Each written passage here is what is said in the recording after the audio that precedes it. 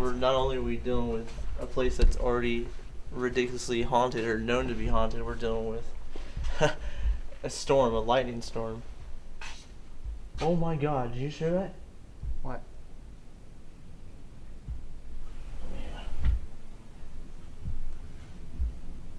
You just heard that, right? Yeah. I should get out again. I heard it as well.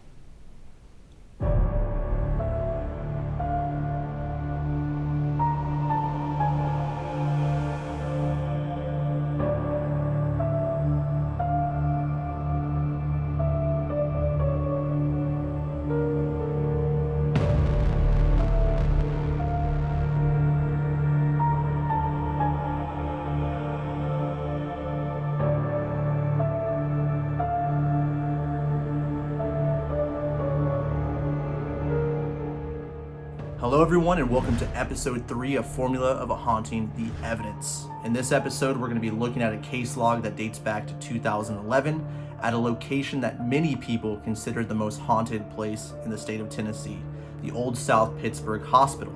In this episode we're going to talk about a wide range of topics, everything from lightning and thunderstorms affecting the environment, static electricity affecting the environment, audible voice phenomena, control sessions, as well as isolation sessions. So here we go, the Old South Pittsburg Hospital. Are you ready? Yep. Cool. All right. Okay. Might make sure you come a little bit more. If you're a paranormal investigator, you've definitely heard of Old South Pittsburg Hospital. It's one of those locations that have become pretty legendary in the field. I mean, it's been featured on a ton of different shows, tons of different high-profile groups have investigated it, including APRA. And it's just one of those places that has a lot of claims associated with it and a lot of really intriguing evidence that people have gathered over the years. But what's really interesting about Old South Pittsburg Hospital is that it kind of defies the tropes associated with a lot of locations. Everybody always jokes, it's like, why are ghosts always from the late 1800s and early 1900s? Why are they always these Victorian era figures? And Old South Pittsburg was actually constructed in 1959 and it closed in 1998. So that doesn't really make it that old of a location. It's not some Edgar Allan Poe-esque manor or something like that. But what is really intriguing to a lot of paranormal investigators about Old South Pittsburg Hospital is its location and the land on which it's built on. Yes. Now the clothes that are here were actually here when they closed it down. Okay. It's original to the hospital the day they closed down. Oh, wow. So these could possibly be the clothes of patients that were possibly died here, right? Mm-hmm. Wow. The shoes and the clothes, yeah. Wow. That is... I think there's another, there, yeah. One of the first things that really stuck out to me when investigating the Old South Pittsburg Hospital was the fact that there were personal items still left over from patients. Some that were taken care of there, some that died there. So is there a personal attachment possibly to these objects? That's a possibility, but I found that very interesting that there were still personal items left over at this location. Freddy Krueger, man. Boiler room. Boiler room. You are actually in kind of some limestone bedrock too. Oh, okay. So you've got All kinds of variables here. all kinds of stuff.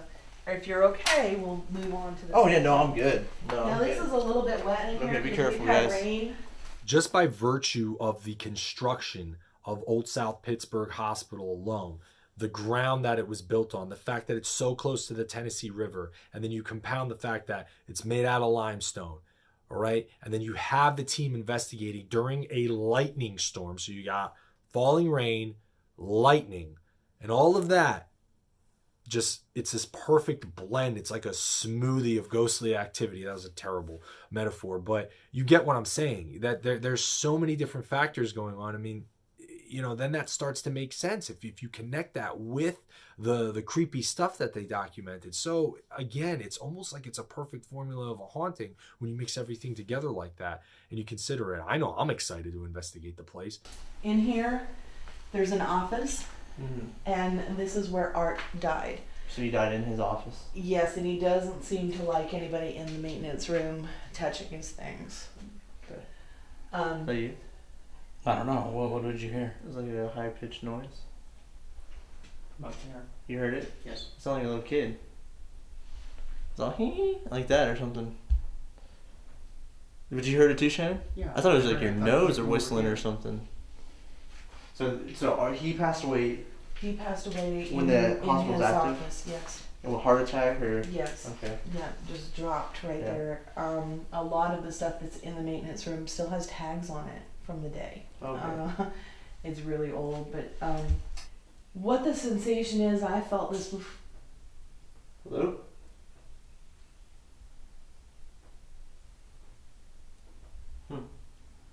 Something back there. Do you hear some like movement? Yeah. Yeah. Like that sounded like that, Kinda but shuffling? none of us moved. Yeah. What you experience is somebody like watching you, Yeah. moving around and watching you, and I'm still feeling it kind of weird. Yeah. Okay. Yeah.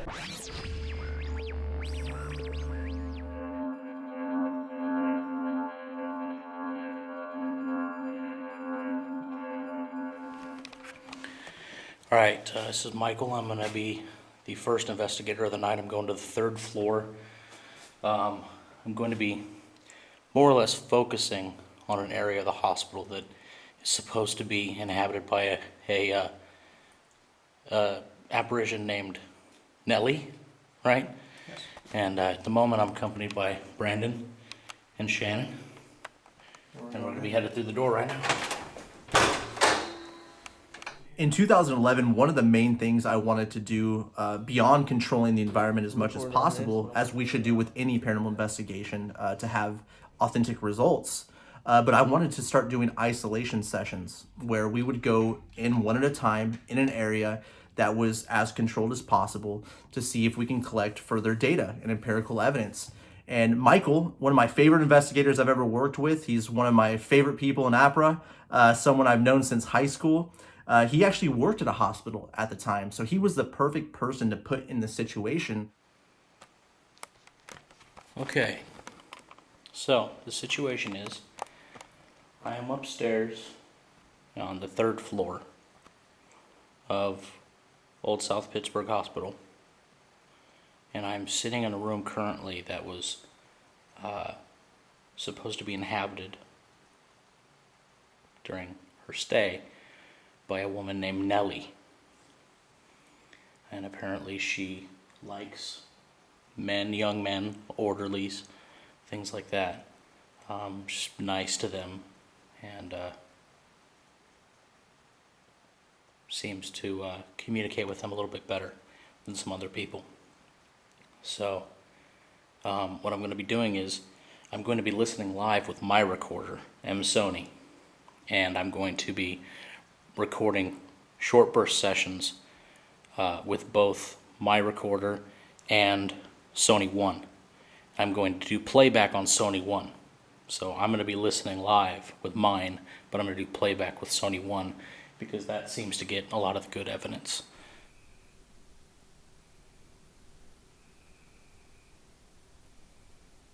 Is that you breathing?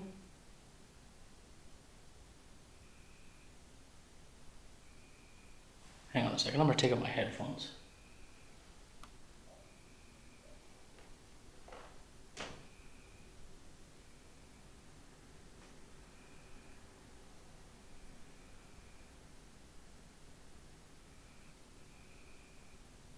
Bear with me for a second, I'm going to put my headphones back in, but there's a constant noise here. I can't tell if it's the frogs or not, but it sounds like breathing, but it's just too constant. It's like, I'm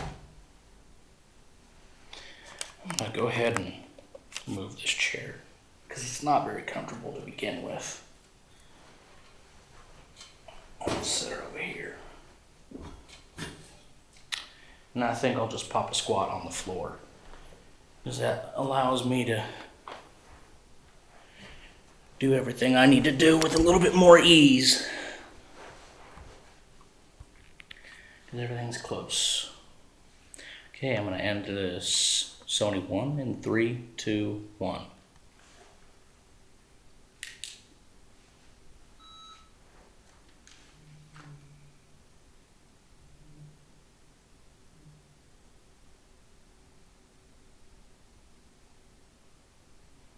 Okay, the Alesis is still running.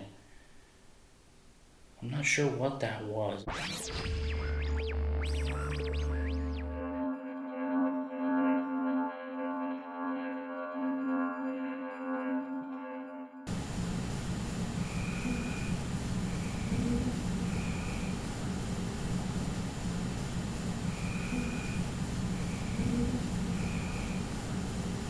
Okay, so the audio on the third floor, I love the presence of mind of it sounding like breathing and being like, well, I'm not sure if that's the frogs outside. Usually you want to throw that out if it's exterior noise. If you know there's animals outside that can make noises like that, okay, it's probably that. Let's, stay here on Earth and be practical about it. But that doesn't account for the that's very, very, very, very clear. I mean, and especially when you contextualize it with the background information of it potentially being this Nellie woman who responds to male orderlies, young men as she perceives it, that whimpering, it's ghostly. It sounds very, very ghostly. It's incredible. But again, I love the presence of mind. And when you can acknowledge that something, okay, this is a practical explanation, it only makes other things that are strange and inexplicable that much creepier.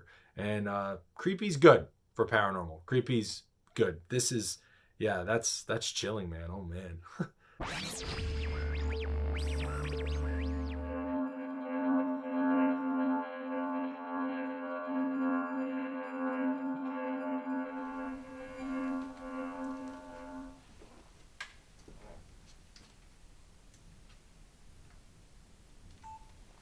Alright. It's Brennan. Second floor of Old South Pittsburg Hospital. In the geriatrics section. So I'm going to start an EVP session here. Do some recording.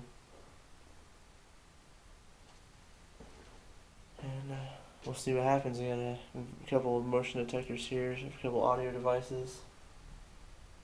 We'll see. Here we go. Hello? My name is Brennan. I come here with the fullest respect for yourself in this building. I'm just here to speak with you and possibly document your presence.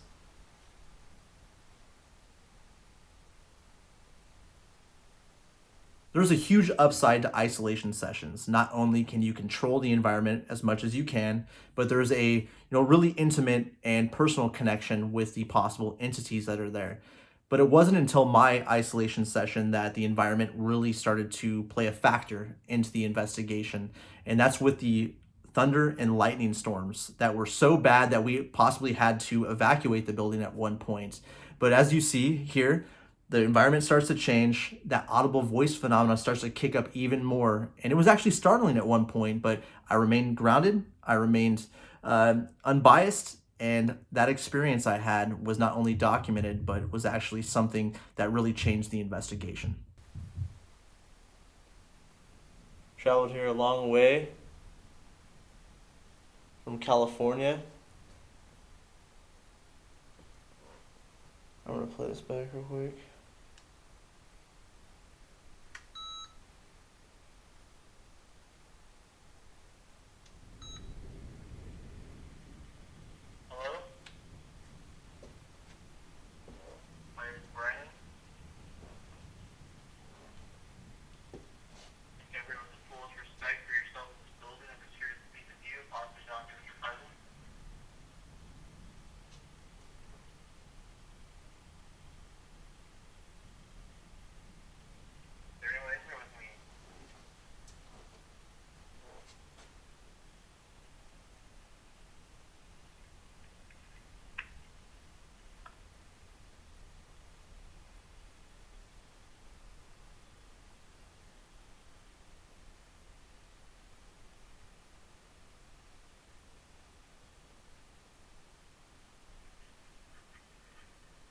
Another thing that I really love, and I think a lot more paranormal teams should continue to do it, are short burst EVP sessions.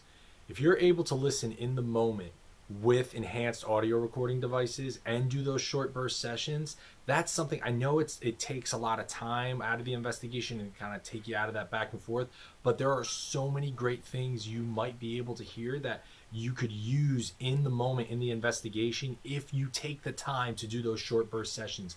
You don't see it on TV a lot because it takes away from production time and there's production schedules, and then we'll usually get a lot of EVPs after the fact. But if you have the luxury of having more time and you can conduct a short burst session in an area, take advantage of that. Do your short burst sessions. They are fantastic.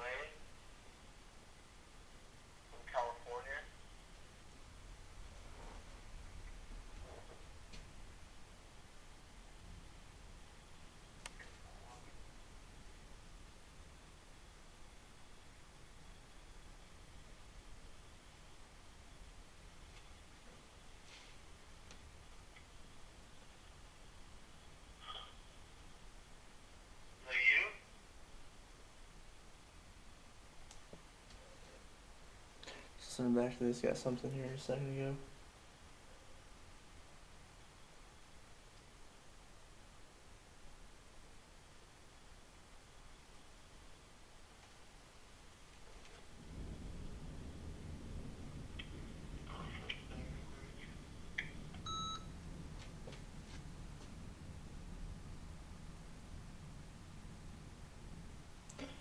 It's a pretty loud lightning, huh?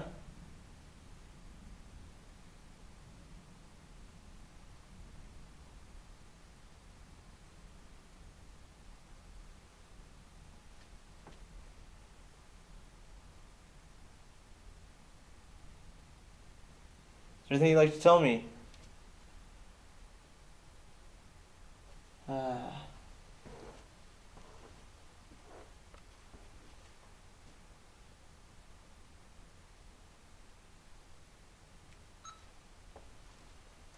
You say that again?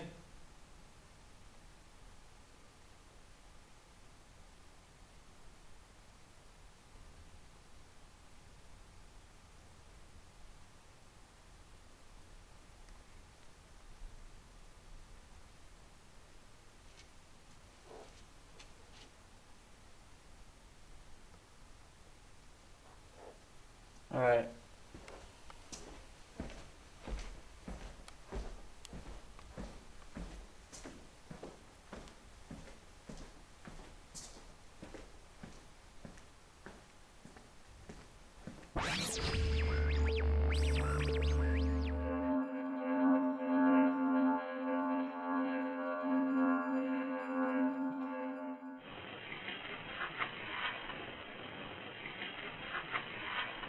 With any investigation that you conduct, it's always crucial to take yourself out of the environment, right? You're in this location, has a creepy aesthetic, it looks like a scary place, but you have to not let that affect you while being in an investigation. And that was actually very difficult to do at Old South Pittsburg Hospital because you had so many different cues when it came to the aesthetic of the building, the different items that were in the building, how the building's been almost overtaken by the nature outside of Old South Pittsburg Hospital. So it's tough to take yourself outside of that and make sure that you're remaining as grounded and unbiased as possible.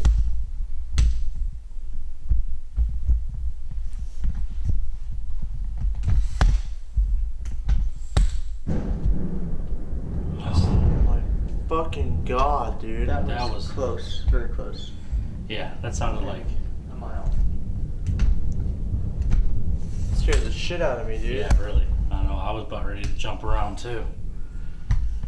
Thought that shit was like, I saw a flash and That was a door. yeah, me too. like a second later.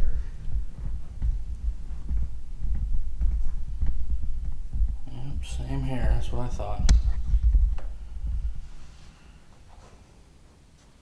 So at this point in the investigation, the lightning storms and the thunderstorms really started to become a factor. I mean, it was insane how loud it was. You can feel the environment start to change. There was even one point where it sounded like the entire building was soundproofed. And you could feel that change in the environment. So that's where we start to talk about static electricity and does it help fuel phenomena? Does it help kick up that activity? As we were walking through the building, everyone was kind of on edge, not only from the severe weather, but the activity started to really ramp up. And you'll see not only how loud the thunder was, but you'll also see that the audible voice phenomena really starts to change. So again, the environmental conditions start to play a factor. And that's something we talk about a lot on this show, and something we talk a lot about with our research, is that the environmental changes lead to different types of phenomena. And at this particular location, the audible voice phenomena really, really started to kick up. So again, control devices, have them running. You never know what's going to happen at any given point during the investigation. Not sure.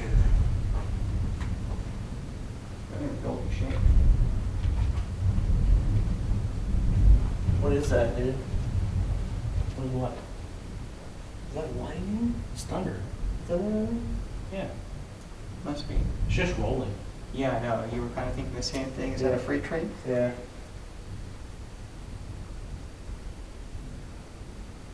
No, I think that was just. I'm just really apprehensive right now, man. Plenty of reason to be. This isn't the greatest place in the world to be right now. This place is pretty gnarly. It's not Disneyland. Hell no. Wish it was.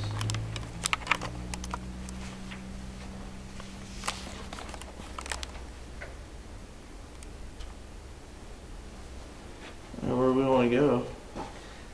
I don't know, man. This place is freaking me out, dude, to be honest Yeah, with it you. is. I know. I agree. Well, It's got us all jumpy. I'm like kind of shaking, dude. Yeah. Yeah, This place is shaking all of us up.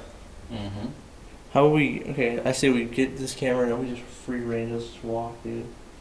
Sounds good. So Michael, you Let's want get to go? everything packed up in this backpack. That way we have less to carry in our hands. Okay.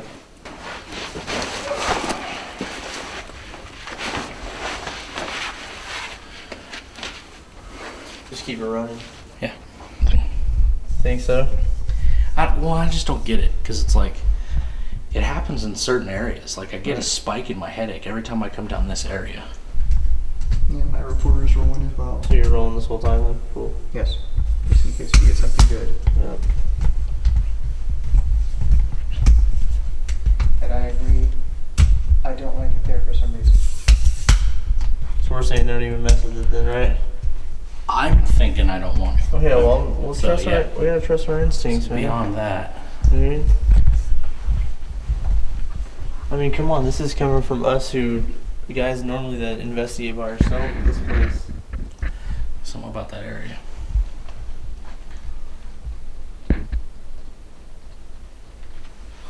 We get a rain coming down. Yeah. So you're running then on yours, Shannon? Yes. Cool. I'll just let you run on yours then. Pull that in from here. Okay, so I mean, we're just gonna kind of walk around and get an idea of what's going on.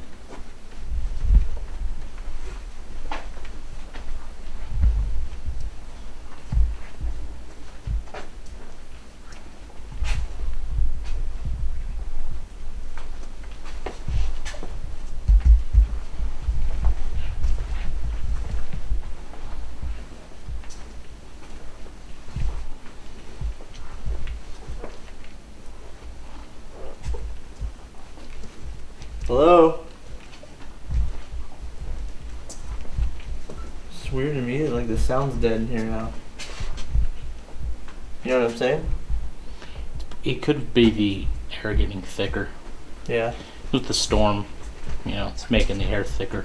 I mean, yeah, we're not only are we dealing with a place that's already ridiculously haunted or known to be haunted, we're dealing with a storm, a lightning storm.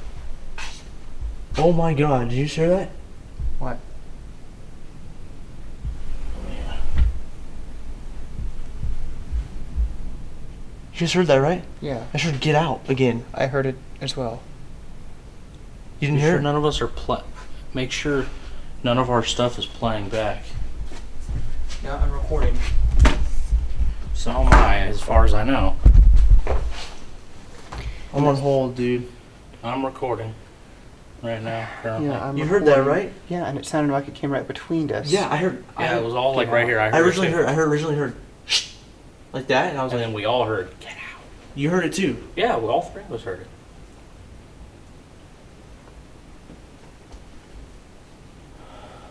Okay. Goosebumps. Yeah, definitely.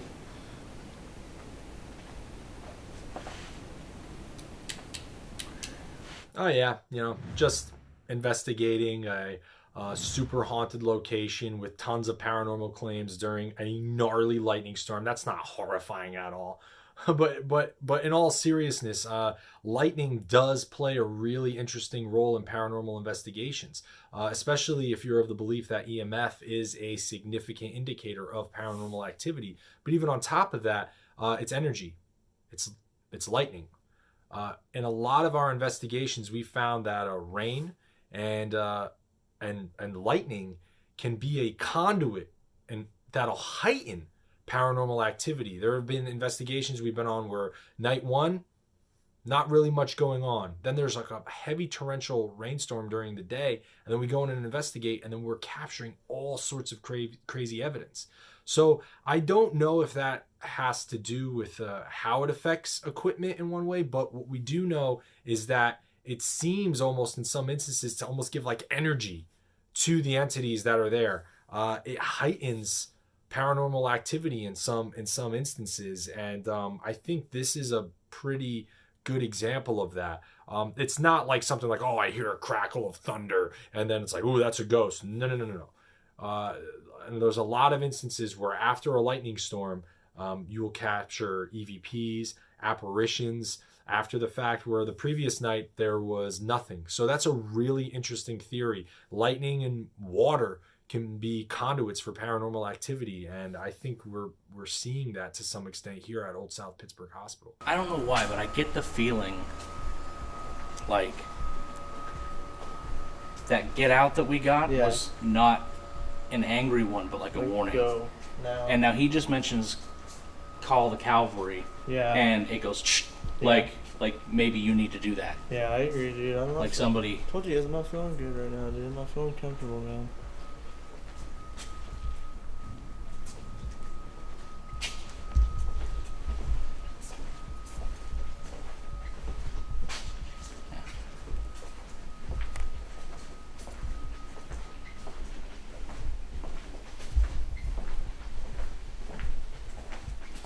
We still got a long night ahead, so you know what I mean?